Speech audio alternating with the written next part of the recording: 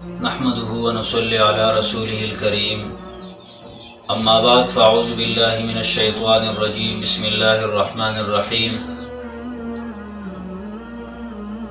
دا اذان دا اوریدو دا غي اجر و ثواب ډیر زیات دی.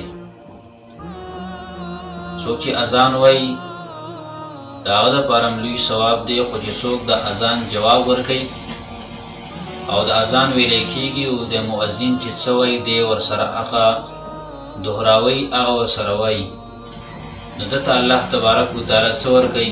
زموږ استاد پیغمبر محمد مصطفی صلی الله علیه وسلم د اذان د اوریدو اهتمام د هغې ترغیب موږ له راکړی دی چې د دې اهتمام کوئ مسلمانانو چې اذان ویلې کېږي نو هغه اورئ او د اذان جواب ورکوئ. لکه روایتو کې راځي عایشه رضی الله تعالی عنها د هغې عادت ده چې کله به اذان ویلی کېده هغې به خلکو ته وی غلي شئ، په خپله هم په ټایم کې خبرې نه کولې او نور خلک به هم د خبرو نه منع کول. دغه شان اذان روایتو کې راځي رسول الله صلی الله علیه وسلم فرمایي چې کله اذان ویلی کېږي نو فقولو مثل ما یقول المؤذن، تاسو هغه شانته کې وایئ چې څنګه مؤذن وایي هغه ورسره وایئ، او بیا دا دعا وایئ اللهم رب هذه الدعوة التامة والصلاة القائمة آت محمدا الوسيلة والفضيلة وبعثه مقاما محمودا الذي وعدته. دا مسنون دعا چې کومه ده دا ورسره وایئ او دې پسې وروستو بیا درود شریف هم ویلی شي او بیا ځان له نورې دعاګانې څه غواړي، ځکه د دعاګانو یو دروازه کولاو شوې ده، نو که ځان له نورې دعاګانې ورسره غواړي نو هم بهتره خبره ده او هر قسمه دعا ځان له بیا غوښتلی شي. علما کرام ذکر کوي زموږ د دین مشران صحابه کرام دغه شان تابعین مجتهدین فقها السلف كانوا ينصتون للمؤذن انصاتهم للقرآن.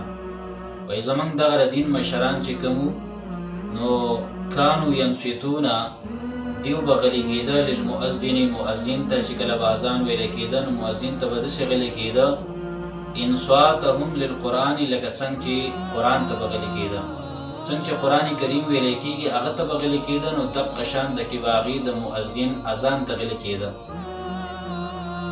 د عرب یو مشهور عالم دی عبدالله ابن باز رحمه الله، هغه وایي لا يترك متابعة المؤذن الا محروم. ډېره ښکلې خبره یې کړله، وایي لا يترك متابعة المؤذن الا محروم. هغه وایي لا يترك متابعة المؤذن الا محروم، چې کله مؤذن اذان کوي او څوک هغې ته غوږ نه ږدي نو دا به ډېر محروم وي، ډېر بدنصیبه به وي. او بیا دی وایي دې کې فایده څه میلاویږي چې کوم یو انسان د مؤذن اواز واوري او دی غلی شي او د هغې جواب ورکوي نو ولمتابعة المؤذن 4 فضائل کبیره. د ده دپاره چې کوم یو انسان د مؤذن اواز واوري اذان ته غوږ کېږدي او د اذان جواب ورکړي او دعا وایي، د ده دپاره 4 غټ غټ فضیلتونه دي. د ټولو نه اول مغفرة الذنوب، د دغه انسان ګناهونه الله تبارک وتعالی معاف کوي، په دې سره ګناهونه یې معاف شي. څومره لویه خبره ده چې ګناهونه په دې سره معاف کېږي. معمولي عمل دی، بس اذان ویلی کېږي غلی شه، خبرې خپلې پرېږدوه او د اذان جواب ورکړه، مؤذن چې څه وایي حق ورسره ووایه او بیا د هغې نه وروستو دغه دعا ووایه مختصره. نو په دې سره الله تبارک وتعالی یو فضیلت تعالی دا درکوي چې ټول ګناهونه الله رب العالمین په دې سره ستا معاف کړي. دویم نمبر دخول الجنه، الله تبارک وتعالی د دې عمل د وجې نه تا جنت ته هم داخلوي. د الله رب العالمین خوښه ده په کوم عمل باندې څوک بخي او په کوم عمل باندې جنت ته بوځي، په الله باندې څوک اعتراض نشي کولی. او دریم نمبر فضیلت هغه وایي دا دی الفوز بشفاعة النبي صلی الله علیه وسلم، چې دغه انسان د نبی علیه الصلاة والسلام په سپارش باندې کامیاب شي. د نبی علیه الصلاة والسلام سپارش دغه ته نصیب کېږي چې څوک د مؤذن اواز واوري اذان ته غوږ کیږدي او مؤذن چې څه وایي هغه ورسره وایي د اذان جواب ورکړي او بیا دغه مسنون دعا ووایي. د نبي علیه الصلاة والسلام شفاعت باندې به د انسان کامیاب شي. او څلورم نمبر استجابة الدعاء بعده، د دین وروستو الله تبارک وتعالی دعاګانې قبلوي. که ستا کم یو حاجت دي، کم یو ضرورت دي، بس دا عمل وکړه، اذان ویلی کېږي غلی شه او مؤذن چې څه وایي هغه ورسره ووایه او د هغې نه وروستو دغه مسنون دعا ووایه او بیا ځان له کم حاجت دی دی، کم ضرورت دی د الله نه وغواړه. الله رب العالمین په دې وخت کې خامخا دعا قبلوي. نو دا څلور لوی لوی فضیلتونه دي او څلور انعامونه دي. څلور انعامونه دا دي: اول ګناهونه به دې ټول معاف شي، دویم نمبر جنت ته به داخل شي، او دریم نمبر د نبي علیه الصلاة والسلام سپارش به ستا لپاره او شفاعت به تا لپاره میلاو شي، او څلورم نمبر د دې وروستو دعاګانې ډېرې ښې قبلېږي. بیا یې واقعه په یو رساله کې لیکلی شوې ده. هغه رساله کې دا واقعه هغې لیکله د درلوم کراچۍ والا د هغې رساله ده البلاغ، او په هغې کې وایي یو بوډۍ وه هغه مړه کېده. هغه بوډۍ په دې آخر وخت کې چې کله زنکدن شروع شو نو عربي شروع کړه او انپړه بوډۍ وه، څه ورته یاد نه وه، عربي ورته یاده نه وه، خو دې عربي شروع کړه. خلک هم حیران شو، او څوک خوا او شاته کوم خلک وو کور والا خلک هغې په عربۍ نه پوهېدل. دغه الفاظ هغې یو عالم ته ویل، یا عالم راوستو چې یاره دا څه وایي. نو چې هغه راغی هغه یې دا خو وایي چې هذان رجلان یقولان لی ادخل الجنه، هذان رجلان یقولان لی ادخل الجنه، وی دا دوه کسان ولاړ دي ماته او ماته وایي چې جنت ته داخله شه. دا خبرې د عربۍ کې د کول یقول هذان رجلان یقولان لی ادخل الجنه، دا دوه کسان دي او ماته وایي چې جنت ته داخله شه. بیا عالم تپوس کوي د خلکو نه چې د دې بوډۍ څه عمل و، هغه وایي داسې څه عمل خو نه و داسې غټ. بیا صرف دا یو عمل یې و چې اذان به ویلی کېده نو د ده نه به چا خبرې نه شوې کولی. بس چې کله به اذان ویلی کېده ټول به یې غلي کول، پخپله به هم غلي کېده، خبرې به یې نه کولې او صرف اذان ته به یې غوږ ایښودی، او بل چا به خبرې کولې نو هغه به هم خبرو ته نه پرېښودو. بس دقه عمل دی چې د هغې د وجې نه دله ملائک په زنکدن کې حاضر شو، ورته وایي جنت ته ځه. څومره خوش قسمته وه. په دې باندې حدیثونه چې د اذان ویلی کېږي نو څوک به څه کوي، د څه اهتمام کول پکار دي.